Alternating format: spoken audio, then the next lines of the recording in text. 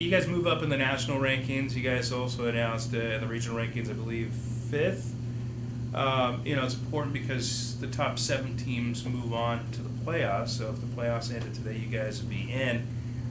When you hear about the national rankings, the regional rankings, I'm sure it feels good. But how does that make you feel individually? Well, it's nice to see the recognition that we get, but at the end of the day, if we don't win the rest of the season, we're not in those rankings. It doesn't matter if we're in the rankings week 7. It matters if we're in the rankings at the end of the year. So we just know we have to win the rest of our games to hold that ranking, and Central Washington's sitting at number 2 at that ranking. So, if we beat them at the end of the year, that puts us towards the top and in a good position.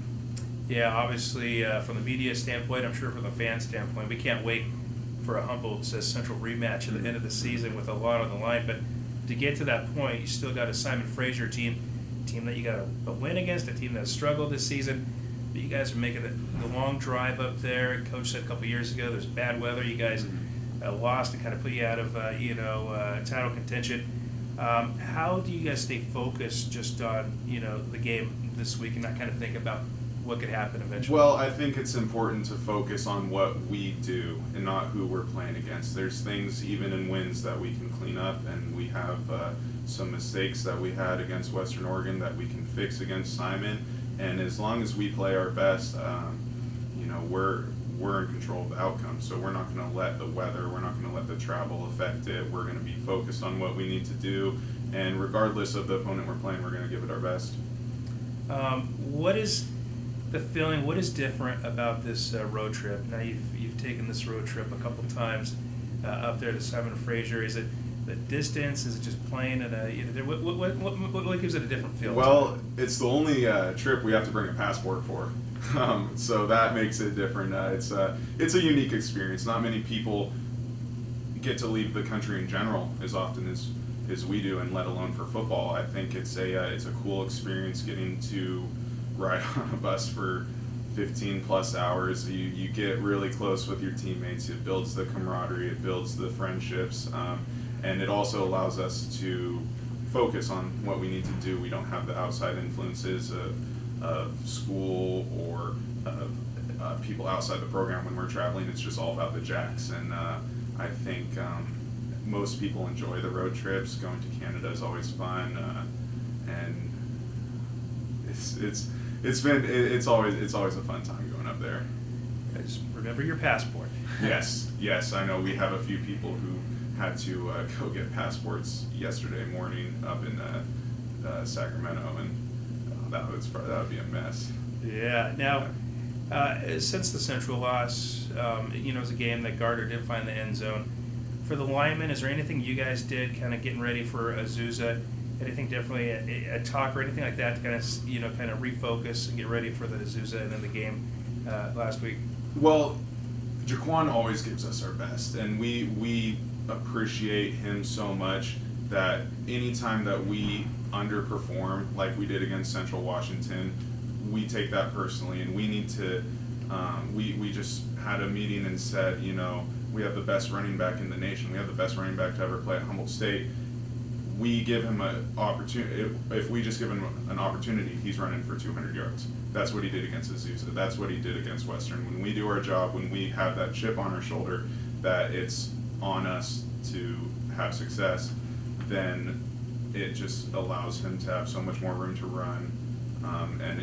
That is probably the most rewarding thing, is seeing Jaquan run for 200 plus and knowing that you gave everything you could for him. You blocked your hardest. You are running people into the dirt just so he can get that praise. For you guys, the only time you get noticed usually is if you make the mistake. Who did the holding?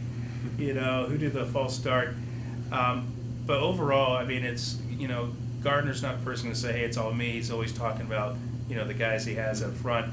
And what does that say about the team when it's never like the focus? They never want to put the focus on themselves, but rather the team. It shows how selfless we are. It's all about winning. It's all about the success as a team, as Humboldt, not as Gardner, not as Weber, not as some of our playmakers. They all they really want to do is win, and all we want to do is win too. And when we all play 11 is one, then it leads to big wins, it leads to big performances, it leads to big individual performances. But the focus is always on how can I contribute to the team. You know, there's all this uncertainty, budget talk. Will football be back next year? You know, Coach saying it's all about the players. You're a senior. I mean, we'll be playing at Humboldt next year. But has all this uncertainty impacted, you know, you at all? Have you seen it, you know, from other players, just like, you know, kind of worried, or is it basically people just not worrying about it and just kind of staying focused? Yeah, I think in the back of our minds, there's always that thought that this could be it.